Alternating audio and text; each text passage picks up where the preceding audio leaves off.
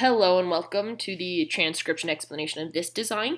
It was done using Loren Sherman's fan-made Gallifreyan script, which uses a combination of dots and lines on these 4 different stems to make our consonants, and then vowels are these smaller circles hanging out around here, and they're kind of tricky because they're different depending on if they're by themselves or enclosed on one of these 4 different consonant stems. So this is an E by itself, B, E, J, E, T, E, T, H, E, because B, J, T, T, H. Anyway, and then punctuation is on a double line going somewhere around a word or a sentence. Yeah, so these are the punctuation marks. So it makes the most sense in practice, so let's go ahead and look at our design. So first things first, the script is read bottom counterclockwise. That's both for sentences and for words. And if you imagine an infinitely large circle, bottom counterclockwise would simply be left to right. So with that being said, the word order would be, left to right. And then on the individual words, it's bottom counterclockwise. So let's go ahead and look at our first word. So this is the leftmost word, so the center of it's here, then the next one's here. Anyway, so here's our bottom consonant stem, and it's a deep divot, so it's more than 50% completed, and on it there is one line. So that is a G. Then we have a smaller circle, and this smaller circle is a vowel, because, vowels are smaller circles. And let's look at it compared to the word circle line. So this is the word circle line, and A's are outside, E's, I's, and U's are all on the line, only O's are in the middle. So this is an O, and if we look at our O by itself, it's, like that. So this is G-O, go. Here's our next word. Here's the bottom of it. Here's the first little letter you hit. And it's still a vowel because it's relatively small compared to the stem. Plus, it's an A, and A's are the only thing located outside our word circle. Everything else in this script is either on the line or inside or within the word circle, or is a filled-in dot. So this has to be an A. And A's can be a little bit bigger than other vowels just because of that. Anyway, so A, continuing around, here is our next stem. And it is this shallow divot. It's a 50% or less completed circle. And yeah, there's a line that passes through it, but the lines only count if they end on it. So this doesn't count. So anyway, that's just nothing on a T stem, so that's a T. So A, T, at is our word here.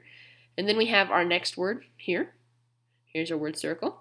Here's the bottom stem. And it is a circle on the line of the word circle. So line of the word circle, circle on that line with 1, 2 dots. So 2 dots makes that a Y. And then this thing is a consonant. If there's a vowel attached, this is a vowel because it's a smaller circle relative to the consonant it's attached on. You always read consonant first and then vowel if they're attached like this. So to figure out what vowel this is, we can look at this stem. So it's in this position on these 4 things. A's are outside, this one's inside. E's are within the line of the word circle.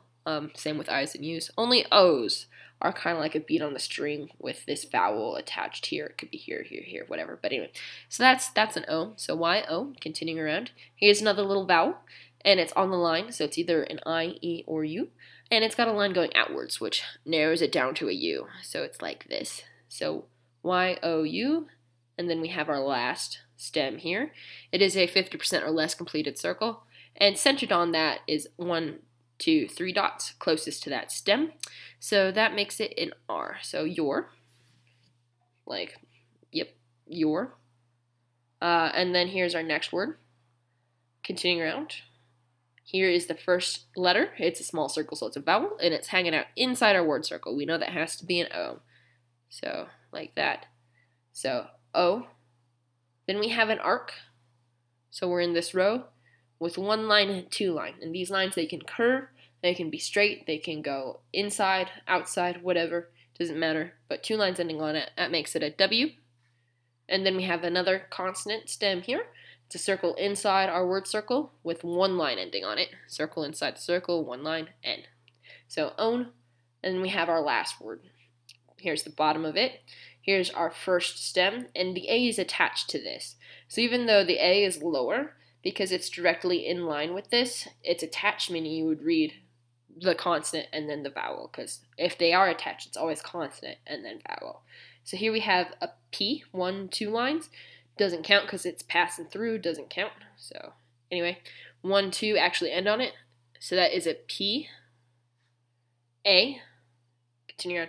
So this double line here indicates that this is a sentence circle, so that this is punctuation and not anything else. So this is not an A, this is a punctuation mark because it is on that sentence circle.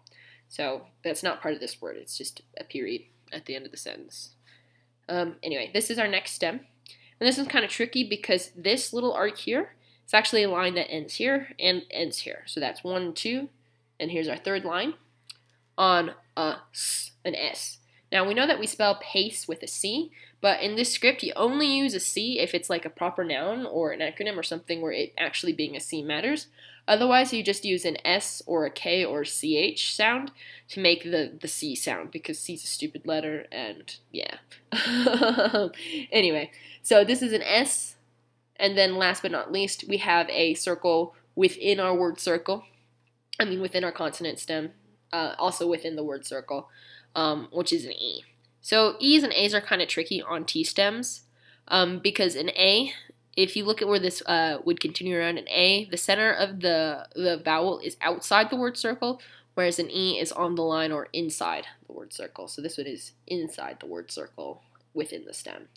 So anyway, P, A, S, E, and then period. So go at your own pace is what this says. So yeah, that's that. Bye.